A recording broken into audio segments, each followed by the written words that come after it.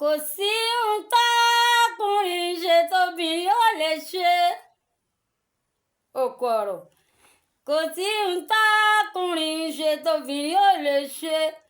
Obìnrin ń ṣe lọ́ọ̀yà, obìnrin ń ṣadájọ́. Kò sí ohun tọ́kùnrin ṣe tóbìnrin ò lè ṣe.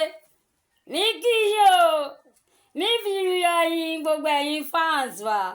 Báwo ni iṣẹ́ wa pa? Ẹ ṣé àdúpẹ́ gbogbo bẹ́ẹ̀ ṣe ń love mi. Tèmi náà dẹ̀ ń ṣe kíni tí mi ń kó yín jẹ, tí mi ń gbọ́n yín. Ẹ ṣé mi dúpẹ́. Mi mọ̀ lóore. All of our fans. Ọlọ́run ò ní ṣe kíni, Ọlọ́run ò ní yà wá. Ẹ ṣé ń fẹ́ràn mi, Ọlọ́run á fẹ́ràn yín. Bẹ́ẹ̀ ṣe ń yọ́nú sí mi, Ọlọ́run á yọ́nú sí yín. Bẹ́ẹ̀ ṣe ń yọ́nú sáwọn èso mi, Ọlọ́run á yọ́nú sẹ́yìn náà. Ẹ máa yọ́nú sí mi. Ẹni ẹ máa yọ́nú sí mi. Gbogbo ẹni bá yọ́nú sí mi, ìyọ́nú Ọlọ́run ọba. Ìyọ́nú Ọlọ́run ọba òní yóò máa rí. Àánú mo rí gbà adé orí ọ̀kín. Ẹ ṣé mi dúpẹ́ orin dádì mi nìyẹn K1 The Ultimate. Òjìji ayé tèmi ni mi pé àkọlé ẹ̀ ni kò sí ohun tí ọkùnrin ṣe tóbìnrin ò lè ṣe. Ẹ̀yin obìnrin ẹ̀dẹ̀jọ́ ẹ má jẹ́ kán fi yín ṣètùtù ọlà mọ́. Ẹ má jẹ́ kán fi yín ṣètùtù ọlà mọ́. Ẹ má já tẹnu ọwọ́ epo ẹsẹ̀ jà. Ẹ yé jẹ níbi tẹ́ ẹ ṣe sí mọ̀. Níbi tẹ́ ẹ bá ṣe sí, ẹ máa wó lówó kiri. Àwọn tó ń lo mọ́tò tó ń fàpò tígun, ẹ má máa yà sọ mi yìí o. Ẹ má máa bó ṣe jẹ́ wípé ó fẹ́ lè máa jábọ̀ ìjàre. Àbí àwọn aṣọ tá a sáà ń wọ̀ nígbà tá a ti ṣọ́ǹgì lélẹ̀. Àbí báwo wá ni? Àṣà àwọ̀ náà ni a ti kó gbogbo ẹ̀ tọrọ kó tọrọ kó tọrọ. Àmọ́ ètò bá ṣàyẹ ká máa wọ̀ ń bẹ àwọn àwọ̀ náà ni. Bẹ́ẹ̀ ni. Ẹ wo bíbi tí mi wá ń lọ lélẹ̀. Ẹ jọ̀ọ́ ẹ má jẹ́ kán fi yín ṣètùtù ọlà mọ́. Ẹ jọ̀ọ́ ẹ jára yín. Ẹ má jẹ́ kán fi yín ṣètùtù ọlà mọ́. Ọkùnrin gan ò fẹ́ reliability. Ẹ ṣiṣẹ́. Kò sí lásìkò òde òní obìnrin ti ń wa mọ́rúwá. Obìnrin ń wọ̀kadà including trailer. Ẹ jẹ́ kí n sọ̀rọ̀ lady kan fún yín. Lady yẹn ó rí di kọ̀ǹpútà. Ìgbà tó jáde school kò máa gbé kí náà ń porúkọ ẹ̀ kiri. Kò máa gbé páálí kiri o. Kó máa gbé sàtífíkẹ́ẹ̀tì káàkiri kó lóun wáṣẹ́. Ẹni kí ló ṣe? Ṣé ló lọ gba ṣọ́ọ̀bù kékeré kan ló ń tún fóònù ṣe ń bẹ̀. Kí lady bá tọwọ́ bọ fóònù yín, á ṣe normal. Ó dẹ̀ ń jẹun. Àdédé ni mi rí tálayé mi máa ń gun mọ́tò. Ìgbà wo ló kú on school náà? Ó ní mọ́mì ọ̀nà kò wọjà òun ti ń tún fóònù ṣe. Ẹ wá jẹ́ kẹ́mi sọ tara tèmi fún yín. Wùmí Ọ̀kọ̀rọ̀ multi-talented. Kíkìnì tó jọba níjú iṣẹ́ ló ṣe. Mi ò ṣàdédé di multi-talented. Tẹ́ bá rí mi tí mi kọ fújì. Jíbọ́lá Paso Wonder ló pọtọ́ fújì sẹ́mi lẹ́nu. Ọ̀gá àti àwọn méjì ló kọ̀ bẹ́ẹ̀ nìkan. Ń sọ fún yín. Ìgbà tí mi fi ń wá network. Mi ti bá Ṣóǹde, Comrade Ṣóǹde tó ní Yes FM. Mi ti bá pàdé. Nílé mọ́níjà ẹrú ọwá rí. Irinṣẹ́ ẹrú ọwá ní Mushin kò gbọ́dọ̀ dà o. Nígbà yẹn, àwọn ọmọ Mushin olóòṣà. Tí mo bá gbá máìkì mú tí mi bá kọ fújì. Ọ̀gá ńlá wá ti máa gbọ́. Ọ̀gá ńlá ló pọ̀ tọ́sẹ̀ mi lẹ́nu o.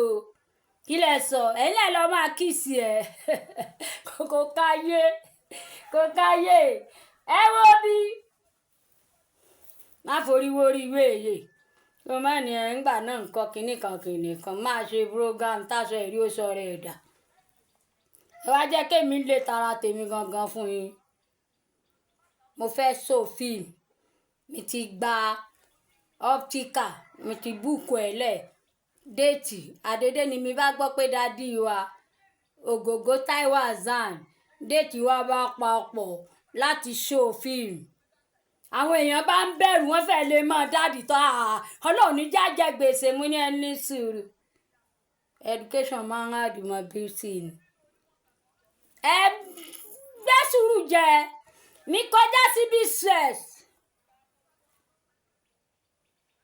ẹ̀yin management ẹ̀yin dà ẹ̀yin rè Mr. Joint 37th ẹ máa gbé jíngù mi ó tó gbà tí mo ti ń sọ̀rọ̀ yìí wọ́n ń da jíngù yẹn bolẹ̀ rẹ́rẹ́rẹ́ ni KS Motel Odeon Cinema Cultural Center Baba Sala Cinema including Plaza di Haruna lọ́yọ̀ gbogbo bí tí mo ti sọ fíìmù ni mo ti rérò Táíwò Jẹ́dìran ní bíṣẹ̀s ńgbà yẹn a ní Wùmí ó kọ ọ̀rọ̀ ìyá rẹ̀rẹ̀rẹ̀ pupa nìyà bẹ́ẹ̀ ni Táíwò Jẹ́dìran everybody tó bá mi dòwò pọ̀ ńgbà yẹn ni wọ́n mèkè ọ̀rọ̀ everybody wá mú yes dádì wa ògògó náà àwọn náà pa o bọ̀ táwọn èèyàn bá ti ń sọ̀kalẹ̀ ní Cultural Center lórí òkè tí dádì wa Táíwò Hassan ògògó tó ti show fíìmù wọ́n ń bọ̀ wá wo fíìmù tèmi náà nípawó tèmi tó bá jẹ́ lómi ni a sá padà ẹjọ́ ta ló fẹ́ san gbèsè àwọn tí mo lọ book optical machine ní Sunny Radio ní Táíwò 9 to 12 12 to 3 3 to 6 6 to 9 níbi tí fíìmù yẹn tàdé àwọn èèyàn tún request 9 to 12 ayédè dáńgbà yẹn àrìnmọ́júmọ́ ni kò tí ì jáyé sókà bí ìsìn kọ́lọ́mbà tó Nàìjíríà ṣe ẹ má jẹ́ kán lò yìí ṣe tútù ọ̀la mọ́ ọjọ́ tẹ́ ẹ gbọ́ pé wọ́n ti ń pa àwọn tó pààyàn níbo lẹ ti gbọ́ pé wọ́n pa wọ́n alófin òfin òmúlẹ̀ òfin òṣìṣẹ́ Ọlọ́run ní jẹ́ kán mólóróró lọ ṣáájú bì iṣẹ́ là ń ṣe ẹ ṣiṣẹ́ àìṣe ẹ̀gán làbùkù àìṣe ẹ̀gán làbùkù tí mo rí ni mo máa ń sọ fún yín wọ́n ti ń pa àwọn omidan wọ̀nyí jù ìkànnì Akínyẹlé ní last week Tuesday níjẹjọ wọ́n dẹ̀ gé ẹ̀yà rẹ̀ ní part lékìrì ó ṣàlọ́ àwọn tó ń ta wọn fún ẹ̀yin obìnrin ẹjọ́ ẹ ṣiṣẹ́ iṣẹ́ là ń ṣe iṣẹ́ là lápàǹdẹ̀dẹ̀ ń ṣe kì í tijú àti fògì kiri ní gbangba mọ́ tijú iṣẹ́ rẹ̀ iṣẹ́ tó lọ ṣe ń lu òyìnbó yẹn tó bá ń ṣe bẹ́ẹ̀ ní Nàìjíríà yìí á dáadáa àwọn èèyàn ń ṣiṣẹ́ mẹ́rin papọ̀ nílùú òyìnbó ẹ̀yin náà ṣiṣẹ́ ní Nàìjíríà obìnrin òde kì í pẹ́ wọ menopause ìwọ tó ti fẹ́ márì tó lóò sì ń tayé lọ́wọ́ anyway WhatsApp number mi 081 41 21 40 70 lórí YouTube channel mi Wùmí Òkòrò TV máa expect yín olówó ló ń pè mí ṣé iṣẹ́ ẹgbẹ́ lẹ́gbàáwọ̀ nígbà máa ń ṣe ẹ má bínú kọ́ ló wọlé àtúmọ̀ ní pàdé ayọ̀ àmọ̀ràn mi sí yín nìyẹn o ẹ lọ ṣiṣẹ́ o kò ṣiṣẹ́ tóbìnrin ò lè ṣe o àní kí ni ń ṣe àní tóbìnrin ò lè ṣe bẹ́ẹ̀ o kó lórí.